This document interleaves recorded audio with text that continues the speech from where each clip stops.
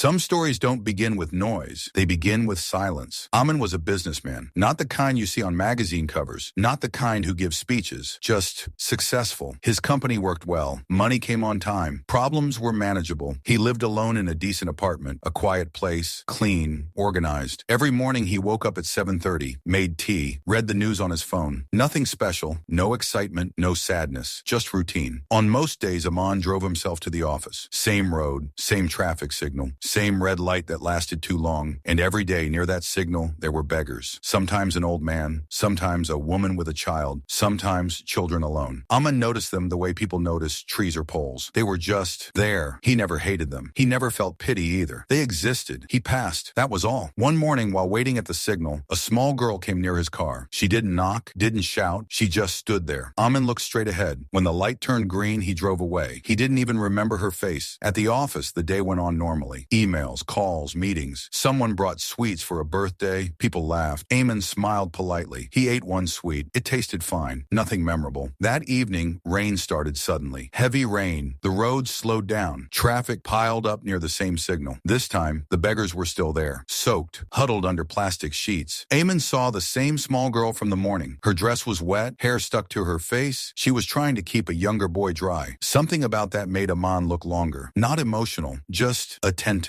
The light turned green. Cars moved. A man moved too, but slower. That night, while eating dinner alone, a man realized something. He had been thinking about that girl. Not strongly, not painfully, just thinking. It felt strange. The next day, he stopped at the signal again. The girl wasn't there. Instead, an old man sat nearby. Thin arms, sunburnt skin. The man didn't ask for money. He was just sitting. Amin felt relieved for some reason. The light turned green. He went ahead. Days passed. Sometimes Amin noticed the beggars. Sometimes he didn't. But slowly, without effort, he started seeing them. A woman feeding her child. A boy washing his face from a leaking pipe. Two men arguing over a blanket. Small things. Normal things. Human things. One afternoon, Aman's business faced a problem. A client backed out. Money got stuck. Nothing disastrous, but stressful. That evening, Amin sat in his car at the signal. The same place. The small girl was back. She looked tired. She wasn't smiling. She didn't come near the car. She just sat on the footpath. Amin felt a strange heaviness. Not sadness, not guilt, just awareness. He reached into his pocket, pulled out some money, then stopped. He didn't know why he stopped. He just did. The light turned green. Cars honked. Aman drove away. That night, sleep came late. His mind kept moving. Work, money, deadlines. And between all that signal, that girl, that place, a man didn't know it yet, but something very small had changed. Not his life, not his thinking, just his attention. And sometimes, that's where real change begins. Aman's days went back to normal, mostly. Work kept him busy. Problems came and went. Nothing dramatic happened. But now when he stopped at the signal, he looked outside more often. Not intentionally. It just happened. One morning, he reached the signal earlier than usual. The road was unusually calm. The small girl was sitting on the footpath again. She was drawing on the ground with a piece of chalk. Circles, lines, no shape. Amin watched her through the windshield. She noticed his car and stood up. This time she came closer. Still no knocking. Still no shouting. She looked at him and said softly, "Uncle, water?" That was all. Amin looked around. He had a sealed bottle on the passenger seat. He picked it up, hesitated, then rolled down the window slightly and handed it to her. She took it with both hands. "Thank you," she said. No smile, no excitement. Just a normal thank you. She walked back. That was it. The light turned green. Amin drove away. He didn't feel proud. He didn't feel kind. It felt the same as holding a door open for someone. Simple. Later that day, a man forgot about it until evening. While returning home, he passed the same spot. The girl was sharing the water with the younger boy. A man noticed the bottle. His bottle. She hadn't thrown it away. For some reason, that stayed with him longer than expected. The next few days, nothing happened. Sometimes Aman carried an extra bottle. Sometimes he didn't. Sometimes the girl was there. Sometimes she wasn't. Life stayed ordinary. One evening, a man was late. Work had dragged on. His head ached. Traffic was worse than usual. At the signal, a man knocked on his window. A man flinched slightly. The man looked about 40. Tired eyes, rough beard. "Sir," the man said quietly. "Any work? Loading? Cleaning? Anything?" A man shook his head. The man nodded and moved on. No argument. No anger. That felt heavier than if he had shouted. When a man reached home, he felt unusually tired. Not physically, something else. He sat on the sofa without turning on the lights. Outside, the city noise continued. Inside, it was quiet. He thought about the man's words. Any work? Not money. Work. Amin didn't know why that bothered him. The next day, Amin asked his office helper, Ramesh, a simple question. "How many people clean the warehouse?" Ramesh looked surprised. "3, sir." Amin nodded. That was all. He didn't say anything more. 2 days later, a man stopped at the signal again. The man with the beard was there, sitting on the side. A man rolled down the window. "Do you want work?" he asked. The man looked up, confused. "Yes, sir." sir, he said quickly. Come tomorrow morning, Aman said. Here, 8 o'clock. The man nodded repeatedly. Thank you, sir. Aman drove away. His heart was beating slightly faster. He didn't know why. That night, Aman wondered if he had done the right thing. What if the man didn't come? What if he caused problems? What if a man stopped himself? It was just a job. People hired people every day. The next morning at 8 sharp, the man was waiting. Cleaned face, neatly combed hair. Aman noticed that. The man worked quietly at the warehouse. No complaints, no unnecessary talk. At lunch, he sat alone. Aman watched from a distance, not closely, just aware. Weeks passed. The man stayed. The girl still appeared at the signal. Sometimes a man gave water, sometimes a small packet of biscuits, sometimes nothing, and sometimes just a nod. That seemed enough. One evening, heavy rain returned. The signal flooded slightly. The beggars struggled to keep their belongings dry. A man sat in his car, watching. Something inside him felt unsettled. He didn't know what to do. He drove away. That night, Aman lay in bed. Rain tapped against the windows. He thought of the people outside. Not emotionally, practically. Where would they sleep? Would they manage? He turned to his side. Sleep came slowly. A man was changing. Not in a big way. No grand thoughts, no life lessons. Just small decisions, small pauses. And those small pauses were quietly reshaping him. Aman didn't think of what he was doing as kindness. He didn't even think of it as change. It just felt like getting used to people. At the warehouse, the man from the signal worked steadily. His name was Shankar. Aman learned that accidentally while signing attendance sheets. Shankar never came late, never left early. When work ended, he washed his hands carefully before leaving. That small habit stayed in Aman's mind. One afternoon, a man walked through the warehouse unexpectedly. Shankar was fixing a loose shelf, slowly, carefully. Aman watched for a moment. You don't have to do that, Aman said. We'll call maintenance. Shankar looked at him. It will fall again, sir, he said simply. He finished fixing it. Aman nodded and walked away. He felt satisfied. He didn't know why. At the signal, the small girl had started waving at Aman's car. Not enthusiastically, just a small lift of the hand. A man nodded back. That became their routine. No words. One day the girl didn't come. The next day she didn't come either. Aman noticed. On the third day, he asked Shankar casually, the people near the flyover, are they still there? Shankar nodded. Yes, sir. The girl is sick. Aman didn't ask how he knew. He just said, oh, and then added, is she okay? Shankar shrugged. Fever, I think. That was all. That night, Aman stopped at a medical store. He bought some basic medicines, fever tablets, ORS packets. He didn't overthink it. The next morning, he handed the bag to Shankar. For the girl, he said. Shankar looked surprised. Thank you, sir, he said quietly. Aman nodded. For the first time, Aman felt nervous, not anxious, just unsure. What if it wasn't needed? What if it was wrong? He pushed the thought away. The girl returned after 2 days. She looked weak, but she smiled when she saw Aman's car. She lifted the water bottle slightly. Aman felt something loosen in his chest. Not happiness, relief. Work became heavier that week. Deadlines piled up. Aman snapped at a junior employee one afternoon. Later, he felt bad. Not deeply, but enough to apologize the next day. That was new. One evening, while driving home, Aman noticed an argument under the flyover. 2 men shouting, a woman crying. The small girl stood to the side, holding the younger boy. Aman slowed down. He couldn't hear the words, just the anger.